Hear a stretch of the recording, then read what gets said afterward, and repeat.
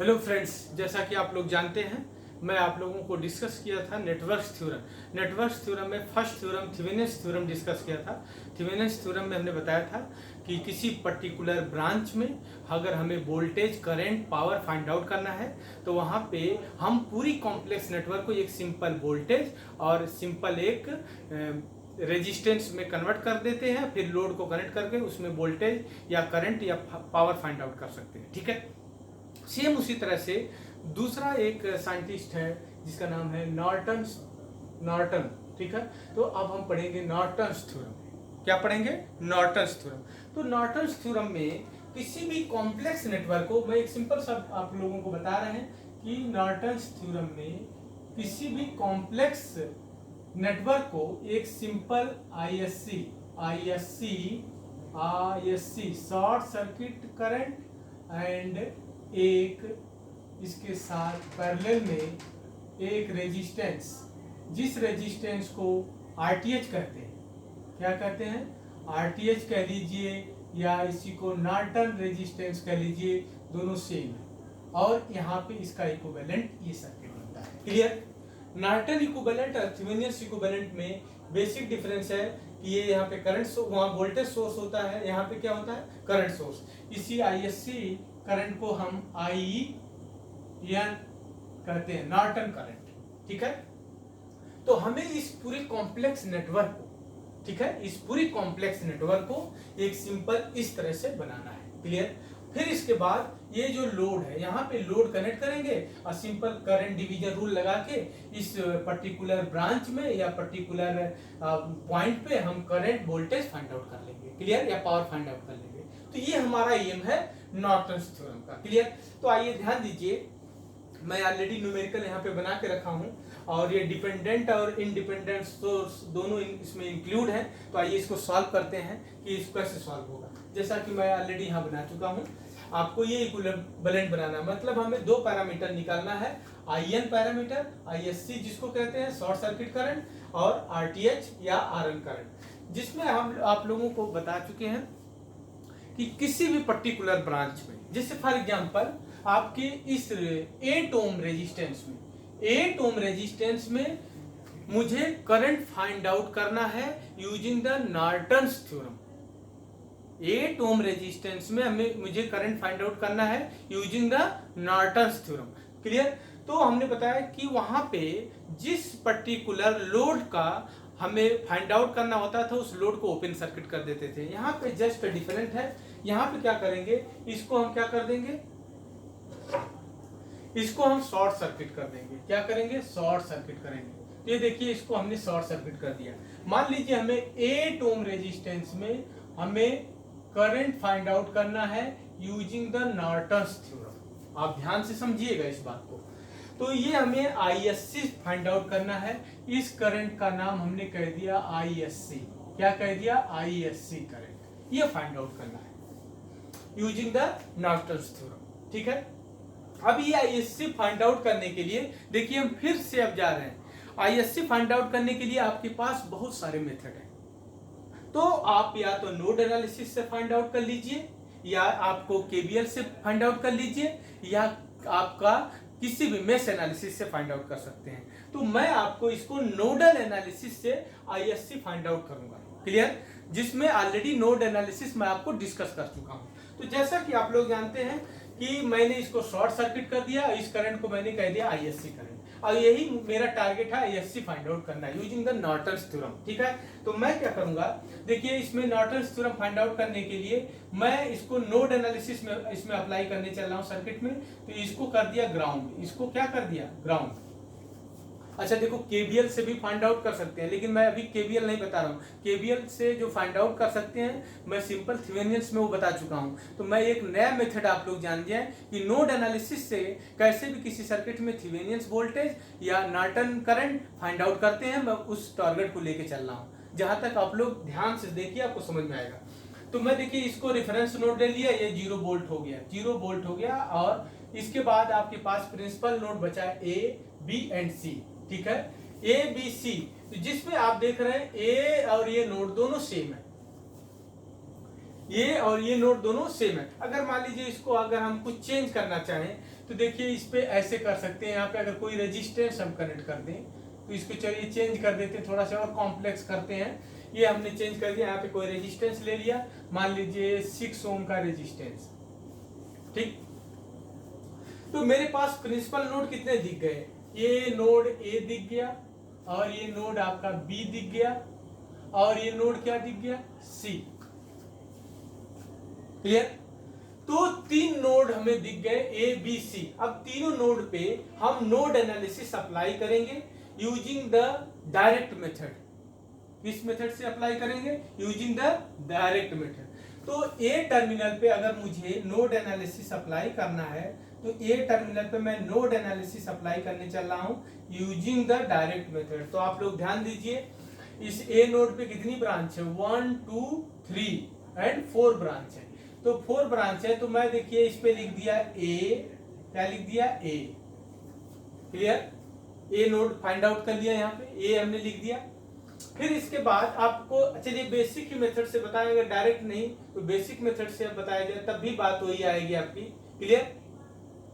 तो ए नोड पे यहाँ पे देखिए ए नोड हमने ले लिया, ए नोड ले लिया। ए नोड पे अगर हमें डायरेक्ट मेथड से अप्लाई करना है तो कैसे अप्लाई करेंगे, हमने ये ब्रैकेट बना लिया। ब्रैकेट में हम देखिए क्या लिखे, ब्रैकेट में इस पे ये रेजिस्टेंस है 1/5, 2 + 3, इस पे 1 + 1/4, 1/4। फिर देखिए ये क्या है, 1/6। और यहाँ पे करंट सोर्स है तो इसको हमने छोड़ दिया। प्लस इसके जस्ट बगल में म्यूचुअल है तो ये लिखेंगे बीबी। क्या लिखेंगे, बीबी। क्या लिखेंगे, बीबी। बीबी के जो रेजिस्टेंस है इसका एडमिटेंस लिखेंगे तो कितना आएगा, -1/6 और ब्रैकेट क्लोज कर दिए। फिर इसके बाद इस नोड पे, इस नोड ए पे कौन कौन सी करंट इंटरिंग हो रही है उसको लिखेंगे। तो देखिए ये सोर्स इसमें करंट इंटर करवाएगा, ये करंट इंटर करवाएगा तो कितना करवाएगा, 12/5, क्योंकि ये करंट किधर से एंट्री करवाएगा, नेगेटिव से पॉजिटिव की तरफ। तो इस तरह से इसमें करंट फ्लो कराएगा तो ये क्या हो जाएगा, 12/5। इधर देखिए ये करंट लीविंग है क्योंकि नेगेटिव से पॉजिटिव है तो ये लोअर की तरफ है तो ये लीव करवाएगा करंट को, तो ये हम लिखेंगे माइनस और लिखेंगे 10/, ये कितना हो जाएगा, 4।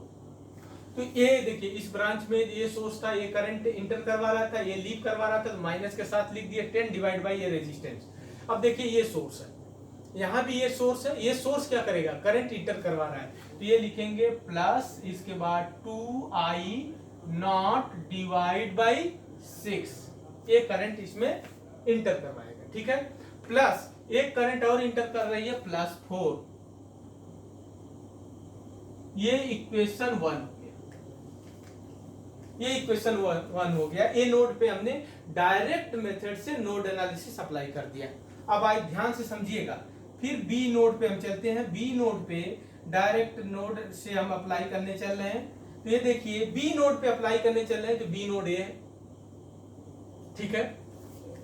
तो बी नोड पे आप देखिए कितनी ब्रांच है, 1 2 3, तो इसका एडमिटेंस लिखेंगे तो हमने ये देखिए बी लिया, बी के बाद इसका एडमिटेंस टोटल तो ये 1/6 हो जाएगा।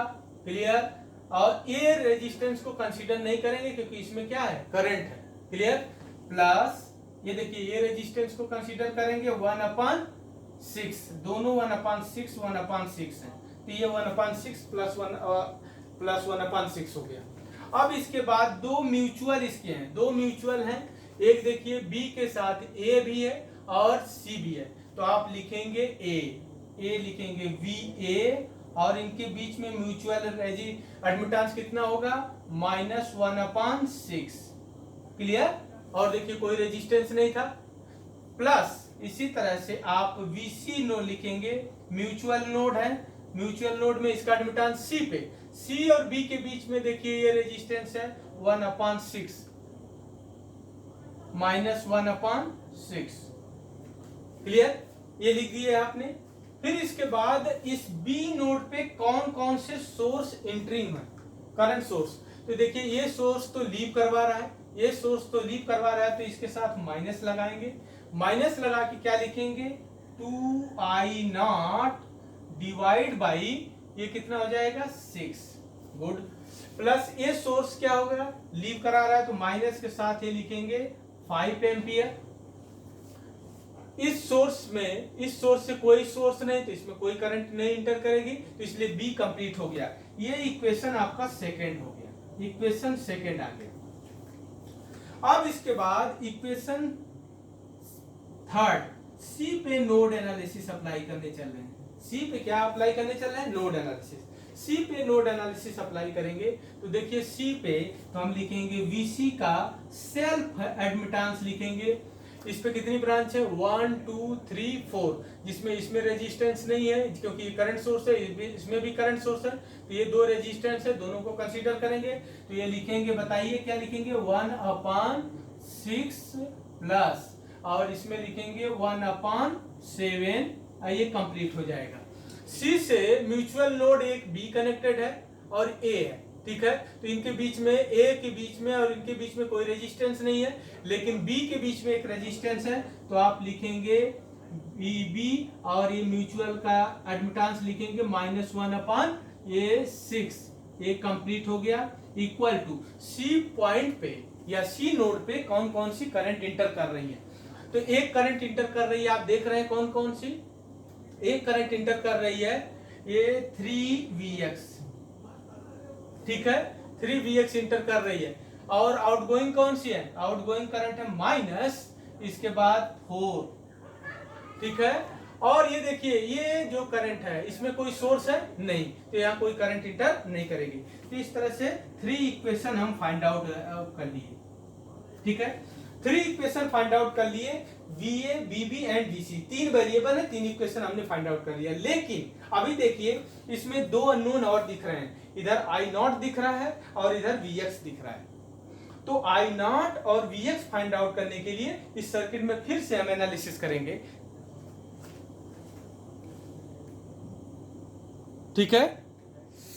तो इस सर्किट में फिर से एनालिसिस करेंगे, तो ये देखिए Vx कैलकुलेट करना है हमें। क्या करना है, Vx कैलकुलेट करना है। तो Vx देखिए ये वोल्टेज है, तो ये वोल्टेज कैलकुलेट करने के लिए अगर इसमें करंट मिल जाए, तो इसमें करंट फाइंड आउट करने के लिए देखिए क्या होगा, ये है Vx की वैल्यू क्या होगी, Vx की वैल्यू हम यहाँ पे लिख रहे हैं, जैसा कि आप लोग देख रहे हैं, Vx की वैल्यू ये हो जाएगा 3 मल्टीप्लाई, इसमें करंट कितनी आ रही, करंट कितनी आएगी, VA -12 डिवाइड बाई 5, ये VA और VA -12 -0 डिवाइड बाई कितना होगा 5, तो ये यहाँ का आपको Vx मिल गया। तो ये Vx मिलते ही Vx की वैल्यू इसमें पुट कर देंगे, तो ये जो इक्वेशन है ये किसके टर्म में आ जाएगा, VA एंड VB और VC के टर्म में। क्लियर। फिर इसके बाद आपका एक और वेरिएबल है I0। I0 डिपेंडेंट सोर्स है, किस कौन सी, I0 ही है। I0 की वैल्यू कैलकुलेट करना है, I0 की वैल्यू कैलकुलेट करना है, तो ये I0 डिपेंडेंट है इस पे। क्लियर। देखिए ये I0 है, तो I0 कैलकुलेट करने के लिए I0 सिंपल ये लिख सकते हैं, I0 इक्वल टू आप लिख सकते हैं VA और +10 और डिवाइड बाई कितना लिख देंगे 4। तो ये देखिए ये तो स्मॉल जो हमने डेटा निकाला है Vx और I0 दोनों की वैल्यू इस इक्वेशन में पुट कर दीजिए, तीनों इक्वेशन में पुट कर देंगे, तो ये तीनों इक्वेशन किसके टर्म में आ जाएगा, VA, VB एंड VC। जब VA, VB, VC कैलकुलेट कर लेंगे अब हम यहाँ से ये तीनों इक्वेशन से हम पुट करने के बाद हमें कैलकुलेट कर लेंगे, यहाँ से VA मिल जाएगा हमें एंड VB मिल जाएगा एंड VC मिल जाएगा, ठीक है। आराम से इसको सॉल्व कर लीजिएगा, कैलकुलेट हो जाएगा कि VA मिल जाएगा, VB मिल जाएगा और VC मिल जाएगा। अरे भाई 3 वेरिएबल है, 3 अननोन है, तीनों को सॉल्व कर लेंगे, VA, VB, VC मिल जाएगा। ये कैलकुलेट करने के बाद हमारा जो टारगेट था वो ISC कैलकुलेट करना है। क्या टारगेट था, ISC कैलकुलेट करना है। तो ISC कैलकुलेट करने के लिए देखिए हम ISC कैसे कैलकुलेट करेंगे, ISC करंट है कौन सी, ISC करंट ये है, ISC इक्वल टू हमारा है ये VC -0 डिवाइड बाई क्या होगा 7। तो यहां से आपको ISC मिल जाएगा। सिंपल सी बात है, हमने बताया आप लोगों को कि नॉर्टन्स थ्योरम में एक पर्टिकुलर ब्रांच थी, इसमें हमें आईएससी पहले फाइंड आउट करेंगे, आईएससी कहिए या नॉर्टन रेजिस्टेंस कहिए, नॉर्टन करंट कहिए। तो ये फाइंड आउट करने के लिए हमने ये प्रोसेस फॉलो किया, नोड का सहारा लिया, नोड एनालिसिस का सहारा लेके हम बीए बीबी वीसी फाइंड आउट करेंगे। बीए बीबी क्यों? क्योंकि आईएससी जो है वीसी माइनस 0 डिवाइड बाई 7 है, तो वीसी मिलते ही हमें आईएससी मिल जाएगा। आईएससी मिल जाएगा तो हमारा एक टारगेट कंप्लीट हो गया कि हमने आईएससी फाइंड आउट कर लिया। क्लियर?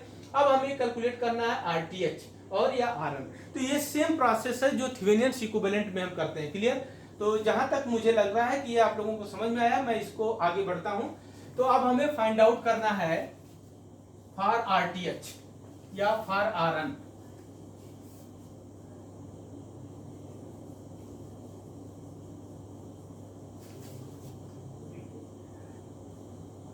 अब आरएन फाइंड आउट करने के लिए, आरएन फाइंड आउट करने के लिए ये देखो फॉर आरटीएच कहिए, फॉर आरटीएच या आरएन नॉर्टन रेजिस्टेंस दोनों सेम है। तो ये इनको फाइंड आउट करने के लिए यहां पे मैं अपने मन से ये दो टर्मिनल था, इनके बीच में एक वोल्टेज सोर्स कनेक्ट कर दिया। ये देखिए मैंने जैसे आप लोगों को बताया है कि यहां पे मैंने एक वोल्टेज सोर्स कनेक्ट कर दिया प्लस माइनस V, और इसमें करंट फ्लो हो रही है I। ठीक है? अब मेरा टारगेट है, अब देखिए ये सर्किट को हम चेंज करेंगे, जितने भी इनडिपेंडेंट करंट सोर्स हैं और डिपेंडेंट वोल्टेज सोर्स हैं वो डीएक्टिवेट हो जाएंगे। तो देखिए ये करंट सोर्स था तो ये ओपन सर्किट हमने कर दिया, ये करंट सोर्स था तो ये ओपन सर्किट हो गया, ये देखिए वोल्टेज सोर्स था तो ये शॉर्ट सर्किट हो गया, इसमें करंट डिपेंडेंट आई नॉट थी, रहने देंगे। ये भी देखिए इंडिपेंडेंट सोर्स था, ये भी शॉर्ट सर्किट हो गया, ये ओपन सर्किट हो जाएगा। ये सर्किट बन गई। हमने जितने भी डिपेंडेंट सोर्स था उनको टच नहीं किया, डिपेंडेंट सोर्स को देखिए हमने टच नहीं किया, छोड़ दिया। क्लियर? अब हमारा मेन टारगेट है, हमें कैलकुलेट करना है आरएन या आरटीएच, दोनों सेम होते हैं और ये किसके इक्वल होगा? B बाई आई। ये कैलकुलेट करना है। ठीक है? इसको कैलकुलेट करने के लिए मैं आपको बताता हूं कैसे करेंगे। ये देखिए हम यहां से क्लोज पाथ में केवीएल लगाएंगे, इस क्लोज पाथ में केवीएल लगाएंगे तो आप जानते हैं कि इधर से करंट आई आ रही है और इधर से 3Vx आ रही है, तो इस रेजिस्टेंस में भी करंट कितनी हो जाएगी? आई। इस रेजिस्टेंस में करंट कितनी हो जाएगी? I plus 3Vx। और ये ओपन है तो यही करंट इसमें भी होगी। ठीक है? और इसमें already I not current assume कर रहे हैं। क्लियर? तो ये रहने दीजिए, अब इसको हम यहीं पे रहने देंगे और इसमें केवीएल लगाएंगे। क्लियर? तो देखिए केवीएल लगाएंगे तो क्या होगा, यहां से लो से हाई जा रहे हैं, क्या लिखेंगे? लो से हाई जा रहे हैं, लिखेंगे V। करंट के डायरेक्शन में जा रहे हैं -7I लिखेंगे। ठीक है? फिर करंट के डायरेक्शन में जा रहे हैं तो लिखेंगे 6, करंट लिखेंगे I और प्लस 3Vx लिखेंगे। क्लियर? फिर इसके बाद देखिए यहाँ पे आगे बढ़ रहे हैं, इस ब्रांच का कोई मतलब नहीं है, लो से हाई जा रहे हैं, क्या लिखेंगे? प्लस 2I0 लिखेंगे। क्लियर? फिर इसके बाद इसमें -6 लिखेंगे और लिखेंगे I और प्लस 3Vx। यहां तक पहुंच गए हम। इस वाले ब्रांच में करंट है -4I0 इक्वल टू 0। ठीक है? यहां तक हमारा केवीएल कंप्लीट हो गया।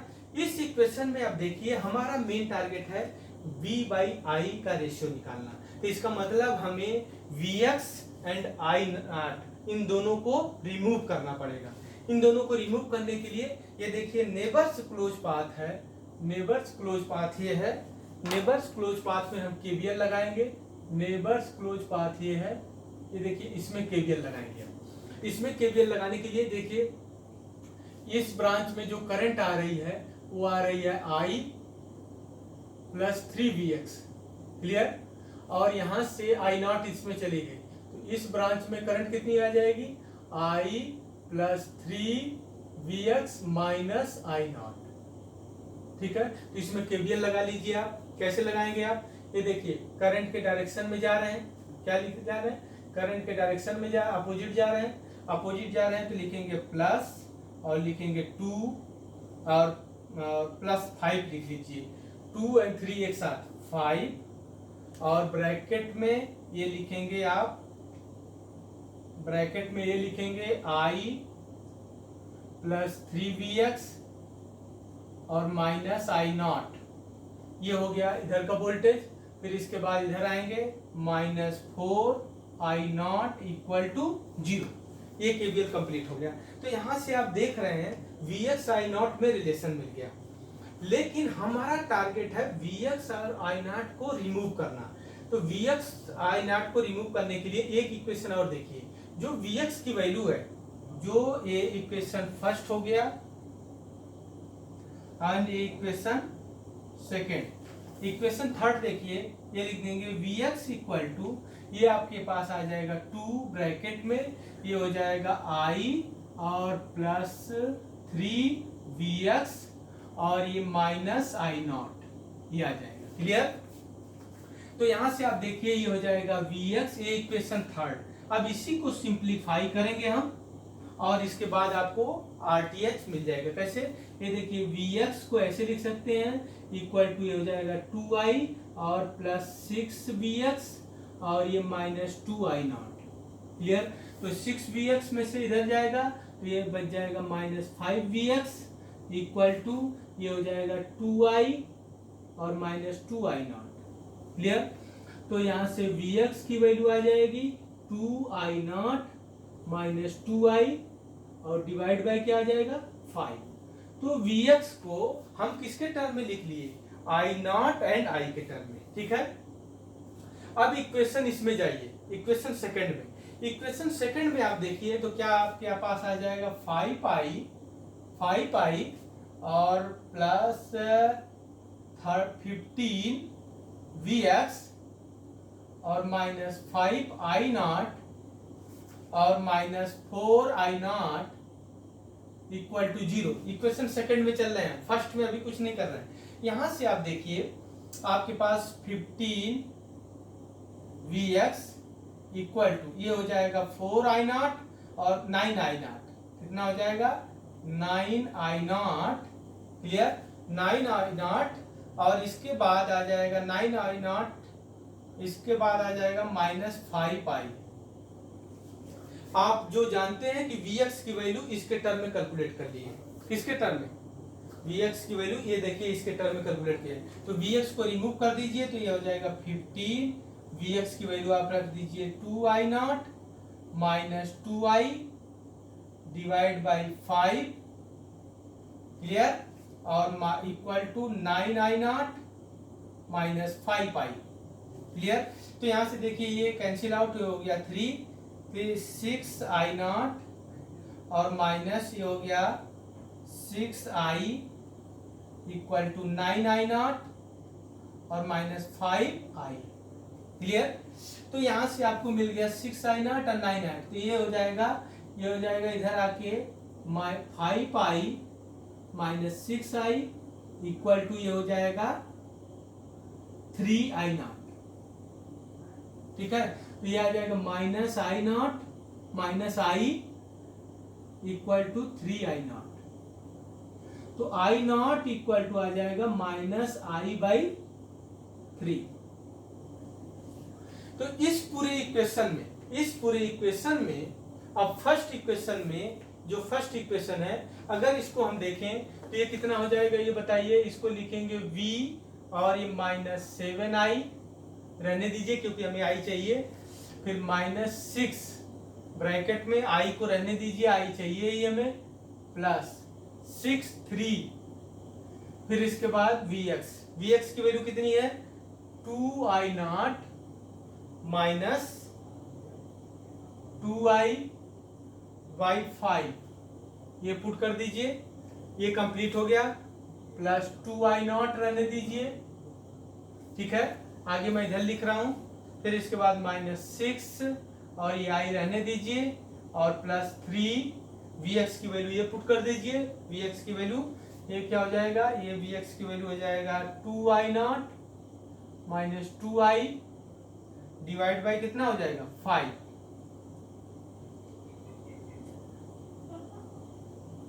Clear, 5 minus 4i0 equal to 0। अब देखिए पूरे इक्वेशन में i0 की वैल्यू है, केवल i0 अननोन है इसमें। इस i0 को i0 के जगह पे माइनस आई बाई 3 करिए, माइनस आई बाई 3 करेंगे तो ये देखिए हो जाएगा v माइनस 7i माइनस 6 और ये ब्रैकेट में i रहने दीजिए 3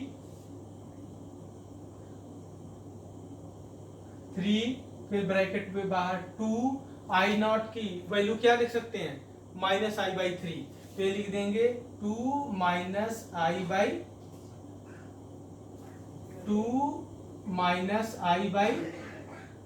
3। Clear, minus 2i divide by कितना हो जाएगा 5 प्लस 2 और माइनस आई बाई 3। क्लियर, फिर इसके बाद माइनस 6 और ये bracket close i plus 3i0 की value 2 minus I by 3। Clear, minus 2i divide by 5 close हो गया माइनस 4 और i0 की value minus minus I by 3 equal to 0। अब पूरा इक्वेशन किस में हो गया, v और i के टर्म में, तो हम यहां से कैलकुलेट कर लेंगे v by i, b by i ही हमारा क्या होगा r। ठीक है, तो जहां तक मुझे लग रहा है आप लोगों को समझ में आया था, हमने दो टर्म कैलकुलेट कर लिया, ये RTH कैलकुलेट कर लिया एंड ISC कैलकुलेट कर लिया। इसके बाद इसमें यहाँ पे कनेक्ट कर देंगे क्या, जो 8 ओम रेजिस्टेंस था और इसमें करंट डिवीजन रूल लगा के हम इसमें करंट फाइंड आउट कर लेंगे IL। ठीक है, तो आप लोगों को जहां तक लग रहा है कि आप समझ में आएगा, थैंक यू। ठीक है।